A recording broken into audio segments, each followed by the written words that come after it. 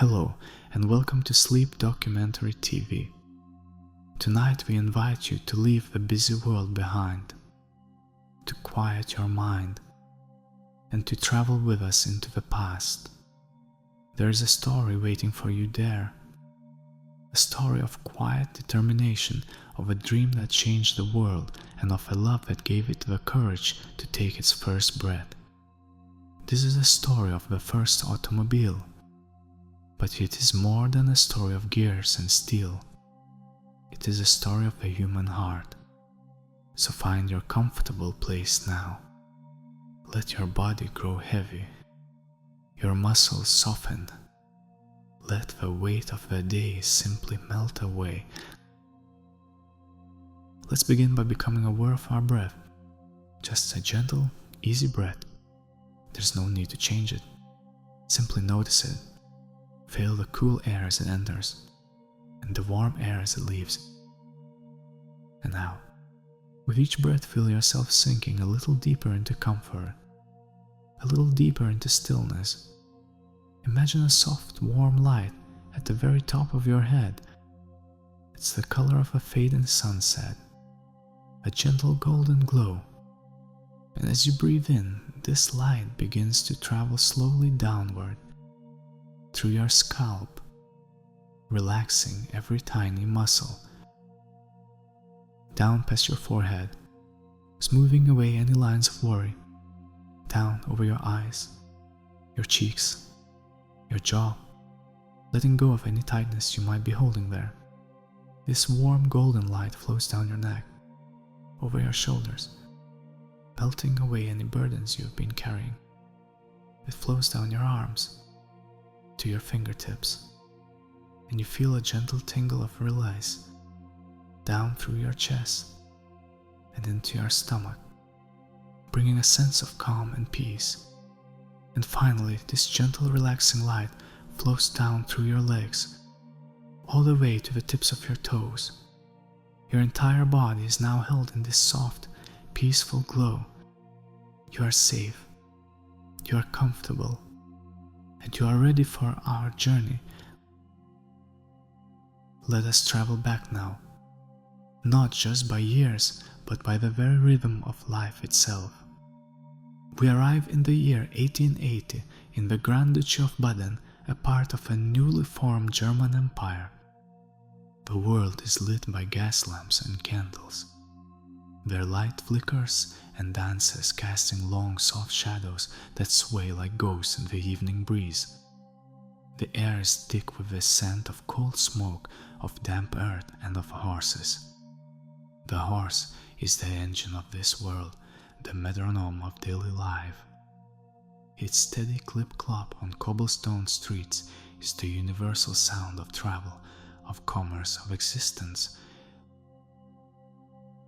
The fastest you can travel over land is by train, a magnificent iron beast breathing steam and smoke, connecting the great cities with its rigid, unyielding tracks.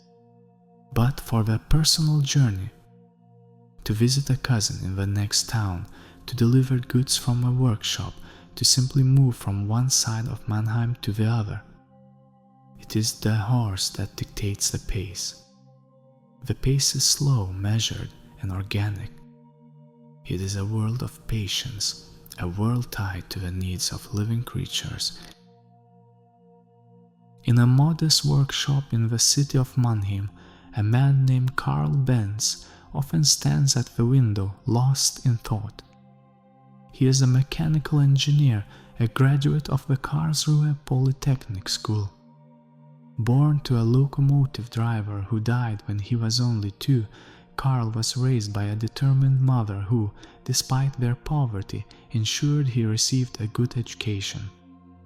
He is a man of immense talent, but his brilliance is quiet, meticulous, and laced with a heavy thread of doubt. He sees the world in terms of mechanics, of systems, of elegant solutions to complex problems. Yet, he is also a perfectionist, often lost in the intricate details, hesitant to declare anything truly finished, truly ready. His associates in his business ventures often grow frustrated with his singular focus, his obsession with creating a reliable two-stroke gas engine, while the bills for their stationary engine company pile up. His greatest supporter, his anchor in a sea of his own uncertainty, is his wife Bertha. Cecilia Bertha Ringer was born to a wealthy family in Pforzheim, and from a young age she possessed a spirit of quiet determination and a fascination with innovation. She believed in Karl's vision so deeply that 2 years before their marriage, she used her dowry to buy out his unreliable business partner, investing her future in his dream. In Karl, the meticulous, hesitant genius, and Bertha, the visionary with unshakable faith, two halves of a single purpose had found each other. In his memoirs, Karl would later write, "Only one person stood by me during those times when I was heading towards the abyss. That was my wife. With her courage, she was able to open new vistas for me." Night after night, Karl toils in his workshop. The world outside clatters by with the rhythm of hoofs, but inside Karl's world is one of hissing gas, of the sharp tang of hot metal, and the satisfying click of precisely machined parts. He has already patented a speed regulation system, a spark plug, and the clutch. He is building engines, good ones, but they are tethered, stationary. They power workshops and factories. But Karl's dream is not stationary. It is a dream of movement, a dream of a horseless carriage. The world, however, is not yet ready for such a dream. The very idea is the subject of jokes and dismissal. A carriage without a horse. It is an absurd notion, a fool's errand. The fool who is fiddling with a buggy that will run without being hitched to a horse is what some called him. The skepticism is a heavy cloak, and for a man like Karl, already prone to self-doubt, it is a difficult burden to bear. He sees the future, but he struggles to convince even himself, let alone the world, that it is attainable. Now, let us imagine the moment.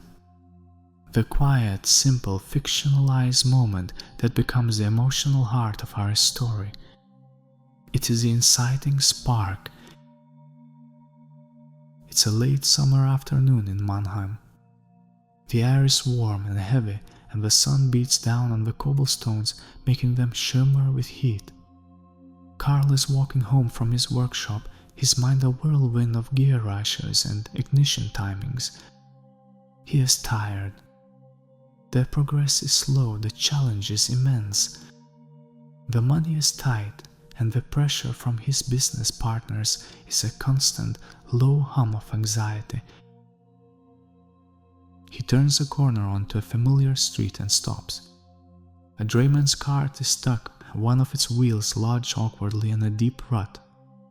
The cart is heavily laden with barrels of beer. But it's not the cart that captures Karl's attention. It's the horse. A single powerful draft horse, its chestnut coat dark with sweat, its muscles trembling with exertion. The drayman, his face red with frustration, cracks his whip, shouting words of encouragement and threat. The horse strains, its massive shoulders digging into the leather harness. Its breath comes in ragged, wheezing bursts. Its eyes, wide and wild, seem to speak of a deep and profound exhaustion. The horse is giving everything it has, a living engine of flesh and bone pushed to its absolute limit. And in that moment Karl sees not just a struggling animal, but the very essence of the problem he is trying to solve. He sees the inherent limitations of the world's power source. He sees the fatigue, the strain, the reliance on a creature that can feel pain and grow tired. Just then, a small girl no older than 5 is walking by with her mother. She stops and points a tiny finger at the horse. "Mama," she asks in a clear, high voice that cuts through the street noise, "why is the horse crying?" The horse isn't crying, of course. Not with tears. But the sweat streams from its eyes, tracing dark paths through the dust on its face, giving the illusion of sorrow. Karl looks from the horse's strained face to the little girl's look of innocent concern. And in that simple, profound question, something inside him shifts. It is no longer just a mechanical problem to be solved. It is no longer just about creating a horseless carriage. It becomes something deeper, more soulful. It is about creating a tireless servant. A machine that could do the heavy work, that would never feel the sting of the whip, that would never tremble with exhaustion. A machine that would not cry. He watches as a few men from a nearby tavern come out to help. Together they put their shoulders to the wheel, and with a great groan of wood and a final desperate heave from the horse, the cart lurches free. The drayman pats the horse's neck, and the cart continues on its way, the clip-clop of the hooves resuming their steady rhythm. But Karl Benz remains standing there long after it has gone. The little girl's question echoes in his mind. Why is the horse crying? A new resolve settles over him. It is not a fiery, dramatic passion, but a quiet, deep, and unshakable certainty. The skepticism of his partners, the laughter of the townspeople, his own gnawing self-doubt. It all seems to fade into the background. He has found his anchor, his emotional core. He is not just an engineer trying to build a machine. He is a man with a purpose. He will build a machine that carries the burdens of the world so that living things no longer have to. He turns and walks home, the golden light of the late afternoon sun casting his long shadow before him. But he walks with a different stride now. His mind is no longer a storm of calculations. It is calm. It is focused. He sees the path forward, not just the obstacles upon it. That evening, as Bertha watches him enter their small home, she sees a change in his eyes. The familiar weariness is still there, but beneath it, a new light is shining. A steady, determined flame. The spark has been ignited. The dream now has a soul. And in the quiet years to come, it is this memory, the image of a trembling horse and the sound of a child's question that will fuel him through the longest nights and the deepest moments of despair. The journey has just begun. Breathe in and out. Let the story carry you as gently as a leaf on a slow-moving stream. We remain in Mannheim, in the quiet, lamplit world of Karl Benz's workshop. The inciting spark has found purchase in his soul, and what follows is not a dramatic explosion of activity, but a slow, methodical, and deeply personal obsession. The dream of the horseless carriage, now imbued with a profound purpose, begins its long and patient journey from a fleeting idea into a tangible concept. The nights in the workshop grow longer. Bertha often wakes in the deep stillness of the early morning hours to find the space beside her in bed empty. She would rise, wrap a shawl around her shoulders, and walk to the small workshop behind their home. Peering through the window, she would see him. Karl, his tall frame hunched over a large wooden drafting table, illuminated by the soft, focused pool of a single gas lamp. The rest of the room would be lost in shadows, a cavern of dormant tools and silent machinery. But in that small circle of light, a new world was being drawn into existence. His notebooks, bound in simple sturdy leather, begin to fill with a language only he truly understands. Page after page of intricate sketches of gears with perfectly rendered teeth, of pistons and flywheels and strange spidery contraptions for steering. His handwriting, usually so neat and precise, now flows across the paper with a hurried intensity, mapping out complex equations, calculating tolerances, and exploring the physics of a controlled explosion. This is the quiet battleground where the invention is first fought and won, not with the clang of hammer on steel, but with the soft scratch of graphite on paper. He is not merely adding an engine to an existing carriage, as others were attempting to do. That, to Karl's mind, was a clumsy and inelegant solution. He envisioned something entirely new, a vehicle where the engine, the chassis, and the steering are conceived as a single, integrated whole. A true automobile. He draws on his fascination with bicycles, admiring their lightweight strength and efficiency. This leads him to a three-wheeled design, two large wheels at the rear for stability and drive, and a single steerable wheel at the front. It is a practical solution to the complex problem of steering two front wheels simultaneously, a problem he hasn't yet solved to his satisfaction. The heart of the machine, the single-cylinder four-stroke engine, is his greatest obsession. Based on the principles developed by Nicholas Otto, Karl labors to make it his own.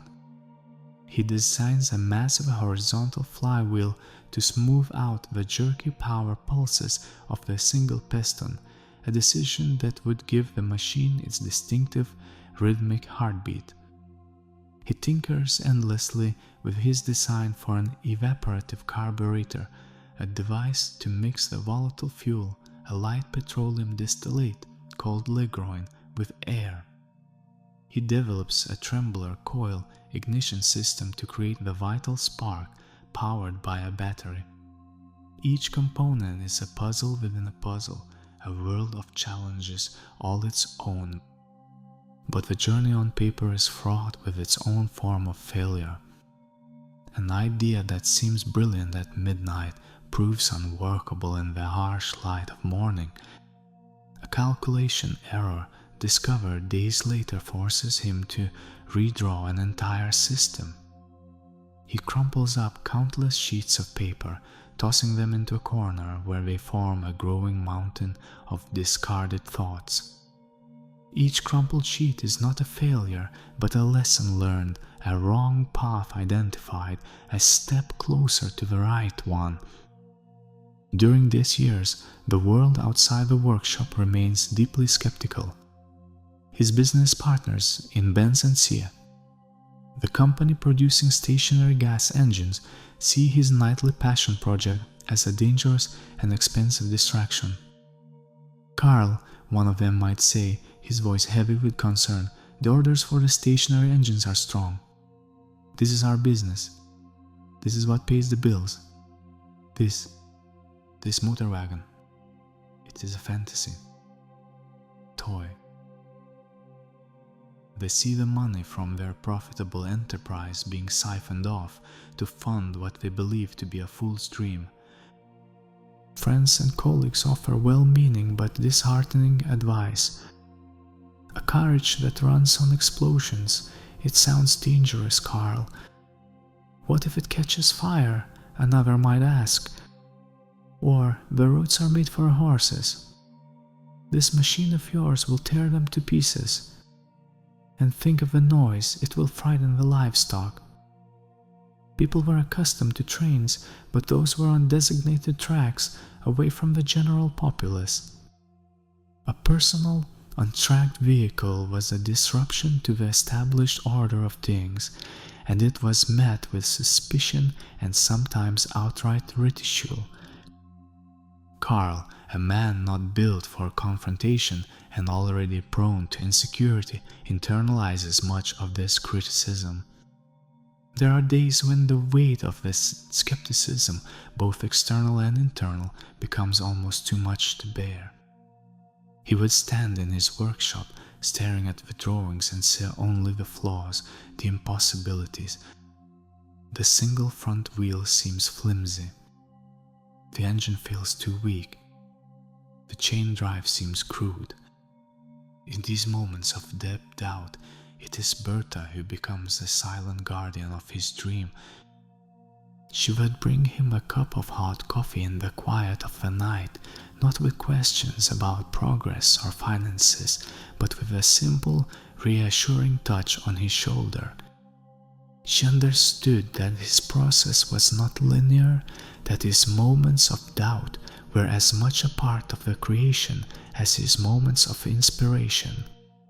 She would sit quietly in a corner of the workshop, mending clothes for their growing family, Eugen, Richard, Clara, and Tilde, her calm presence a silent counterpoint to the storm in his mind. She was more than a muse, she was an active participant in his struggles. When Karl despaired over creating a reliable ignition system, they worked together, patiently winding wire coils late into the night. On New Year's Eve of 1879, it was together that they finally coaxed his first two-stroke engine to life, its sputtering cough a triumphant sound in the cold winter air. She was, in every sense, the co-creator of his vision. Slowly, painstakingly, small breakthroughs arrived like rays of sunlight through a cloudy sky. A new design for a valve that works more efficiently. A realization that a different gear ratio might provide more torque for climbing hills, a problem he hadn't fully considered until Bertha pointed out that the world was not as flat as their city of Mannheim. A better way to cool the engine using evaporating water. These are not dramatic earth-shattering discoveries. They are quiet, incremental victories won at the drafting table and the workbench, moments of discovery that rekindle his spirit and push the project forward one small step at a time. He finds inspiration in old engineering texts, in conversations with a local bicycle mechanic, in the simple observation of how a child's toy works. The idea evolves, refines itself. The spidery sketches become more detailed, more confident. Dimensions are finalized. Materials are specified. The chaos of pure imagination begins to coalesce into a concrete and buildable plan. After years of this patient, solitary struggle of dreaming, drawing, doubting, and refining, the day finally comes when the last drawing is complete. Karl pins it to the board, a sprawling, intricate blueprint of his Benz patent motor wagon, model number 1. He steps back, his eyes tracing every line, every gear, every nut and bolt represented on the paper. It is a three-wheeled machine, delicate and skeletal, with a rear-mounted engine and a tiller for steering. It is strange, almost alien, yet to him it is the most beautiful thing he has ever seen. He has carried it in his mind for so long, wrestled with its demons on paper, and defended its existence against a world of doubters. It is more than just a machine. It is a piece of his soul rendered in ink. He feels a profound sense of accomplishment, but also a new and overwhelming wave of fear. The long, quiet, and private journey on paper is over. Now it must face the noise and judgment of the real world. Now it must be built. The dream must be forged in iron and steel. Let your mind drift and settle. We are entering the heart of the creation, the place where the paper dream takes on weight and form. The workshop of Karl Benz, once a sanctuary of quiet contemplation and soft pencil strokes, now begins to stir with a new kind of energy. The time for dreaming is over. The time for building has begun. This is not a grand factory. It is a modest space, smelling of sawdust, grease, and the faint, sharp scent of metal filings. Sunlight streams through the tall, dusty windows, illuminating swirling motes of dust and casting a reverent glow on the tools that line the walls. Here, Karl is no longer just an engineer, he becomes a conductor, and the materials themselves are his orchestra. He does not have a large team, just a few trusted craftsmen from his firm, men who may not have fully shared his vision, but who respected his meticulous skill and the unwavering resolve they saw in his eyes. The process begins with the frame, the very skeleton of the machine. Karl has designed it using steel tubing, much like the high-end bicycles of the era.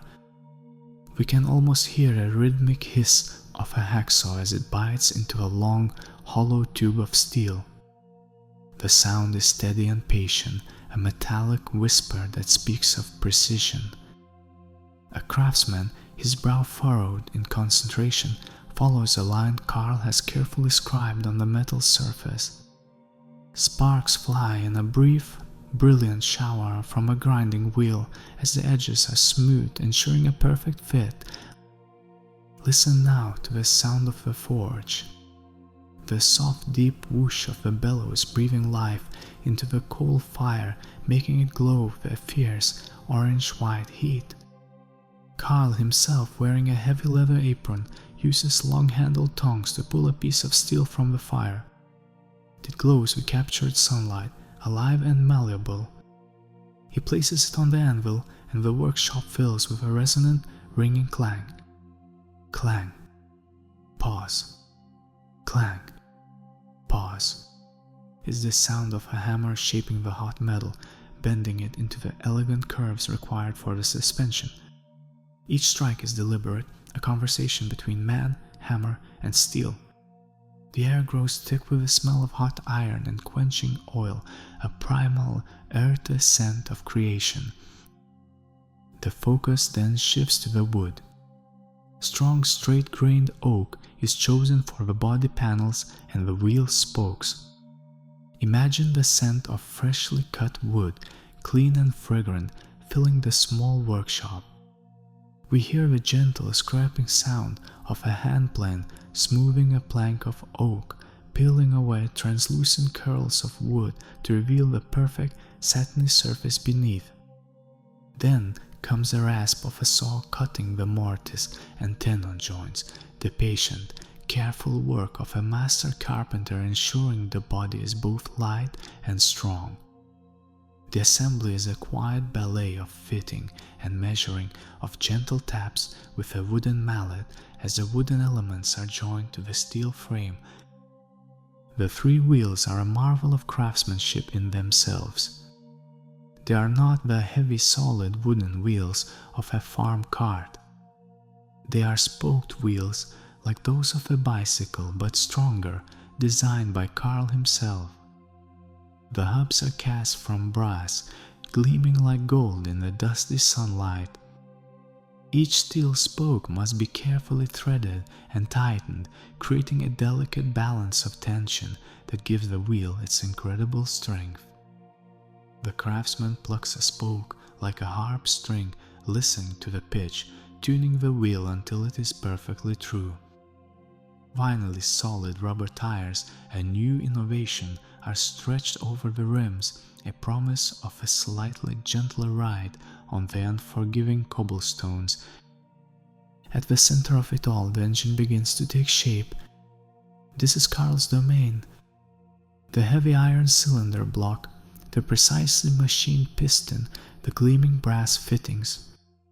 He works with the focus of a watchmaker, his large hands surprisingly deft as he assembles the intricate components. We hear the soft, satisfying click of a valve being seated, the gentle scrape of a piston ring being fitted into its groove. He uses calipers to measure tolerances 100 times, ensuring every part moves with the frictionless grace his design demands. The massive flywheel weighing over 200 pounds is the anchor of the engine. It takes several men grunting with effort to maneuver it into place on the crankshaft. Once mounted, it gives the entire machine a sense of gravity, a solid, tangible heart. Karl connects the complex assortment of belts and chains that will transmit the engine's power to the rear wheels. The chain drive clinks and jingles softly as he fits it over the sprockets, a sound that will soon become one of the signature voices of the machine.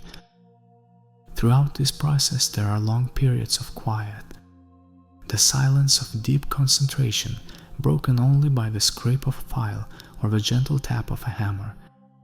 It is a slow, methodical process. There is no rush, no sense of urgency. Every part is crafted, fitted, and tested with painstaking care. Karl's perfectionism, once a source of delay on paper, now becomes the driving force of quality in the workshop.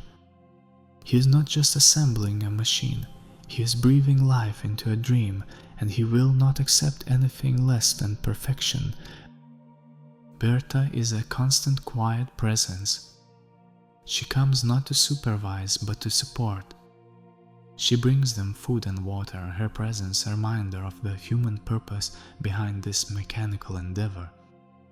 She runs her hand over the cooling steel of the frame, touches the smooth sanded surface of the oak panels, and looks at the impossibly complex engine with a sense of awe and unwavering faith. She sees past the grease, the metal shavings, and the raw materials. She sees the tireless horse Karl had promised to build. Weeks turn into months. The pile of wood shavings and metal filings on the floor grows. The machine on the workshop floor slowly transforms from a collection of disparate parts into a unified whole. The tiller for steering is connected. A small fuel basin designed to hold the precious ligroin is installed. The simple leather-covered bench for the driver and passenger is bolted into place. Finally, the day comes when the last knot is tightened, the last belt is tensioned. The men step back, wiping their greasy hands on leather aprons. In the center of the workshop stands the Benz patent motor wagon. It is a strange and beautiful creature, delicate yet strong. Its black painted steel frame and varnished oak panels gleam in the afternoon light. Its brass fittings sparkle. It looks less like a carriage and more like a strange, mechanical tricycle, a visitor from the future standing silently in the dusty present. The workshop falls silent. The Symphony of Making is over. The air, once filled with the sounds of creation, is now thick with anticipation. The machine is built. The paper dream is now a physical reality, weighing over 600 pounds and occupying real space in the world. But it is still just an object, a magnificent sculpture of wood, iron, and brass. It does not yet have a voice. It does not yet have a heartbeat. The moment of its first breath is yet to come, and with it a new and terrifying chapter of trial, error, and the daunting challenge of convincing the world to believe in a sound it has never heard before. Breathe deeply and let the gentle rhythm of the story soothe you. The magnificent machine, the patent motor wagon, stands complete in the quiet of the workshop. But its completion is not an end, but a beginning. The true test is not in the making, but in the moving. And this first movement is not a grand, public spectacle, but a series of secret, sputtering, and often frustrating trials. In the pre-dawn hours, when the streets of Mannheim are empty, and the only sounds are the distant crowing of a rooster and the footsteps of the lamplighter, Karl and his trusted mechanic would push the strange, three-wheeled vehicle out of the workshop. The initial tests are far from glorious. The engine is difficult to start. It involves turning the large, heavy flywheel by hand, a strenuous and awkward task. More often than not, the first attempts are met with silence, or worse, a single disheartening cough from the engine. When it does start, its voice is shocking to the quiet world. A loud, staccato put-put-put that echoes unnervingly in the narrow streets. It's a sound no one has ever heard from a carriage before. Horses shy away, their ears twitching, their eyes wide with fear. A baker, preparing his morning loaves, peers out his window with a look of bewildered disbelief. The public demonstrations are even more challenging. During one of its first public outings on July 3, 1886, the clumsy machine, difficult to control, collides with a brick wall. The small crowd of onlookers, a mix of curious and skeptical townspeople, shakes their heads. The laughter and jeers of "Get a horse" are a blow to Karl's fragile confidence. Karl, the meticulous perfectionist, sees every flaw, every failure as a personal shortcoming. He retreats into his workshop, making adjustments, tinkering, improving. He creates a second model, then a third, each one a slight improvement on the last. He adds wooden spoke wheels and a small fuel tank.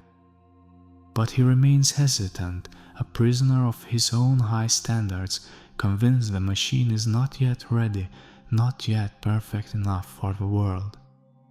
He takes it on short, tentative trips, but lacks the conviction to truly show what it can do. The dream is alive, but it is idling, trapped in the workshop by its creator's doubt. And this is where our story shifts its focus. From the brilliant, hesitant husband to the determined, visionary wife. Bertha Benz has watched this process for years.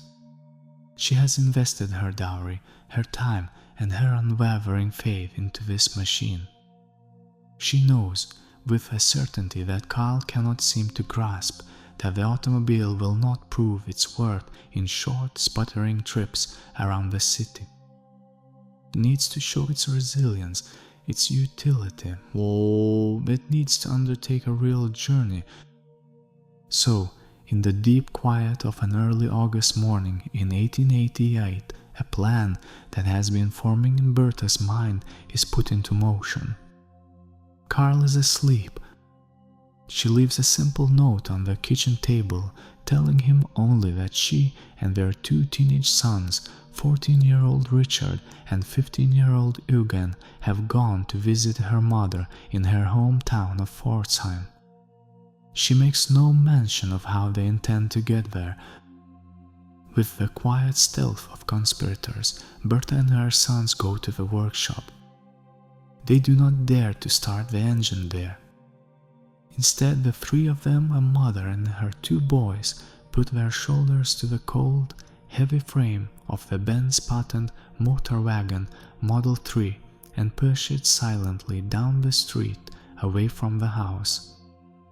The only sound is the soft crunch of the wheels on the gravel and their own hushed breathing. Once they are a safe distance away, the real test begins. Bertha, who has watched Karl countless times, knows the procedure. She turns the fuel valve, checks the ignition, and then, with the help of her sons, they grip the large flywheel and pull. The engine coughs once, then twice, and then, with a loud series of pops, it roars to life. The sound shatters the morning stillness. There is no turning back now. Bertha takes her place on the bench, her hands gripping the wooden tiller. Her two sons sit beside her. She has no map, only the memory of the route from her childhood and a deep-seated belief in the machine beneath her. The journey to Pforzheim is roughly 66 miles or 106 kilometers, a distance that had never before been attempted by a motorized vehicle. The sun begins to rise, casting a pale golden light over the countryside. The journey is an adventure fraught with unforeseen challenges.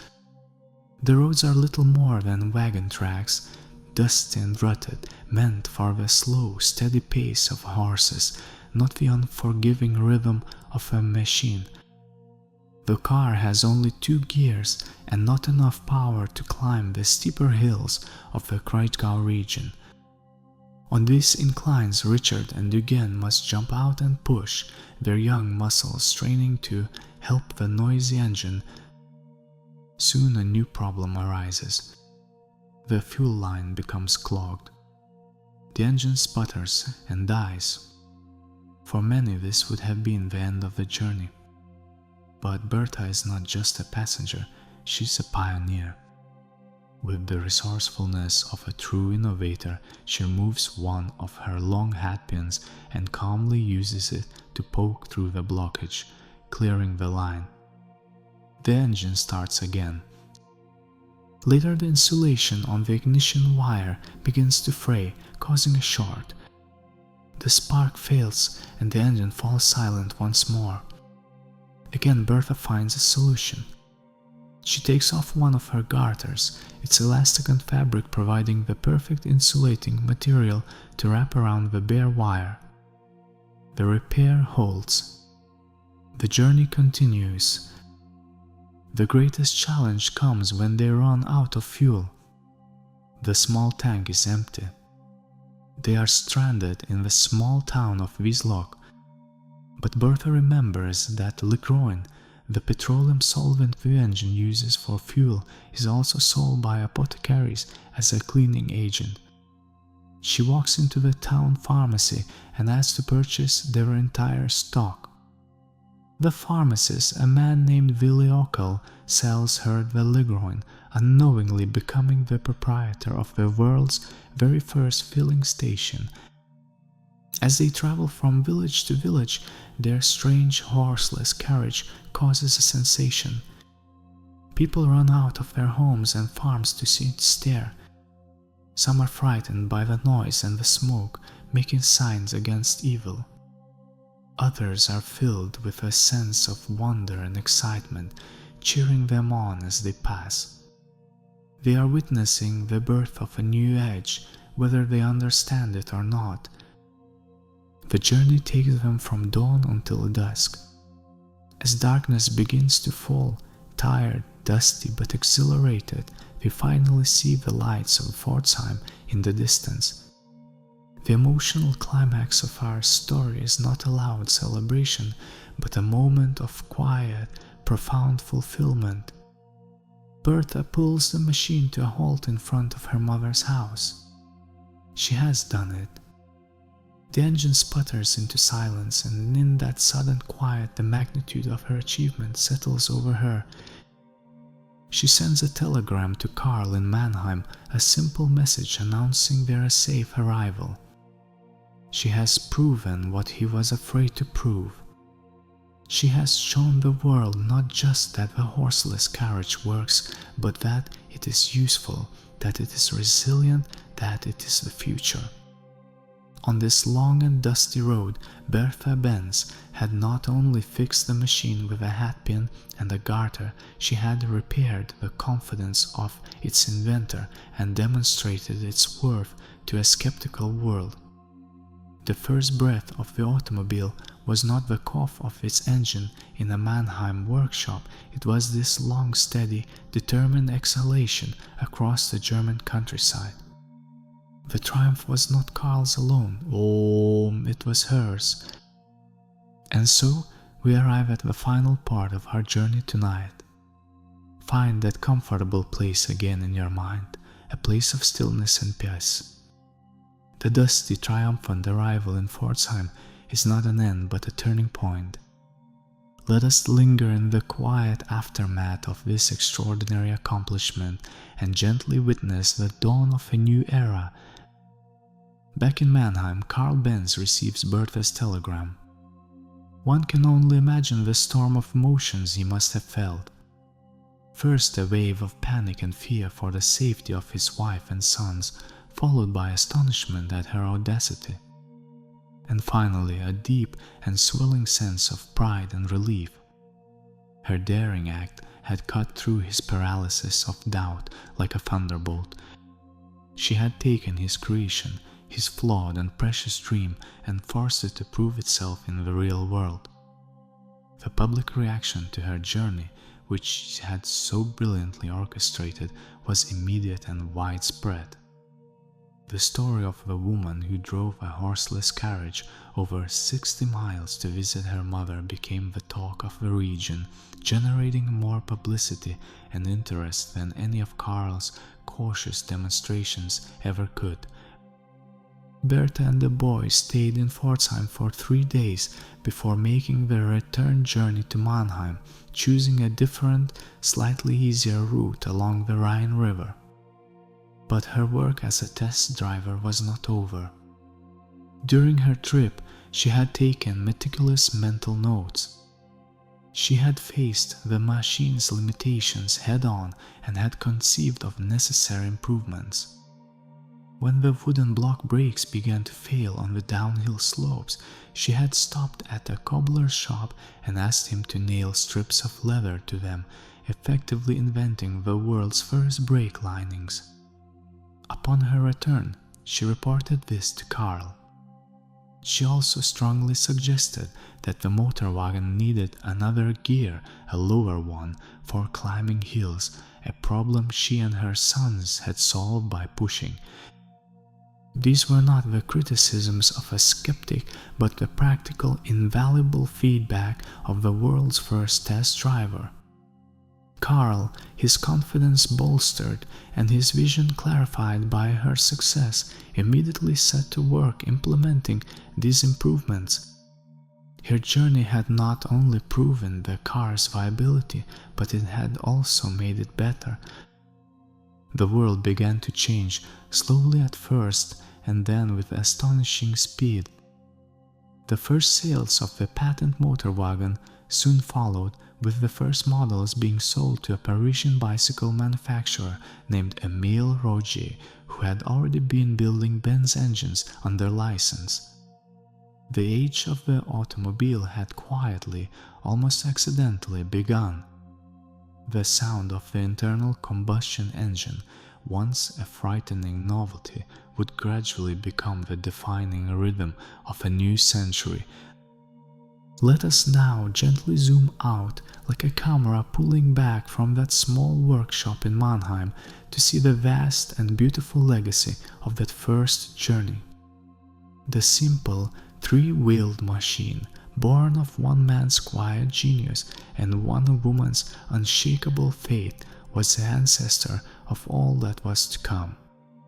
It was the seed from which grew a global industry that would reshape cities, shrink distances, and fundamentally alter the human experience of time and space. The dusty wagon tracks Bertha followed would eventually be paved over, becoming part of a vast network of roads connecting not just towns, but nations and continents. The small pharmacy in Wiesloch would be forever remembered as the first fueling station, the first of millions of humble temples to mobility. The horse, for centuries the indispensable partner in human progress, would slowly be retired from its labors, its role shifting from a living engine to a creature of sport and leisure, just as Karl Benz had dreamed on that long-ago afternoon. The world was set in motion, powered by the tireless servants he had worked so patiently to create.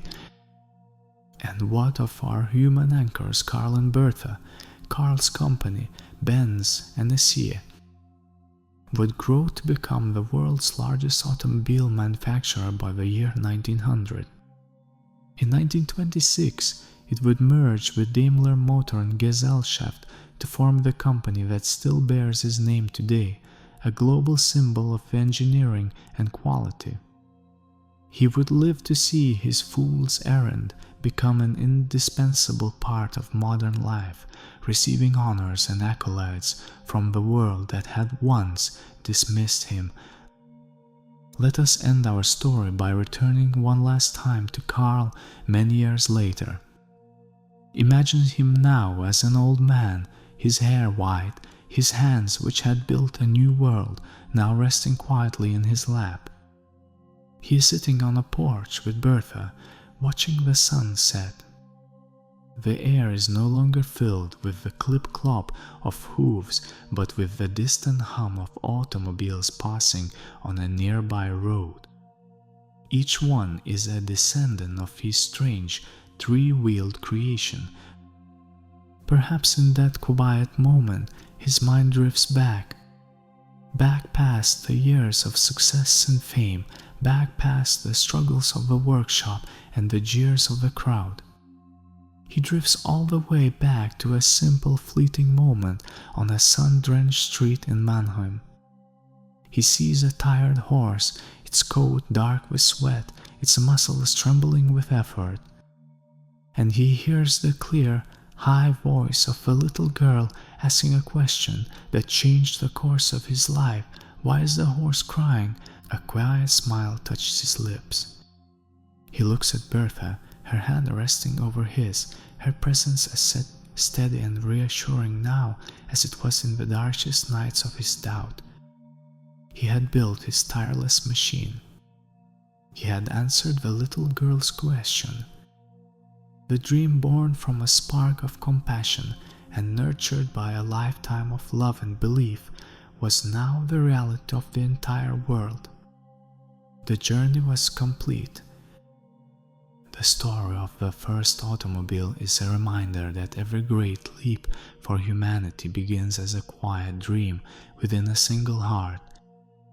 It is a testament to the power of patience, the beauty of the creative struggle, and the profound courage it takes to believe in something the world cannot yet see. As you drift now into a deep and peaceful sleep, may you be inspired by the journey of Karl and Bertha Benz. May you remember that your own dreams, no matter how quiet or distant they may seem, have the power to reshape your world. Let go of the day now.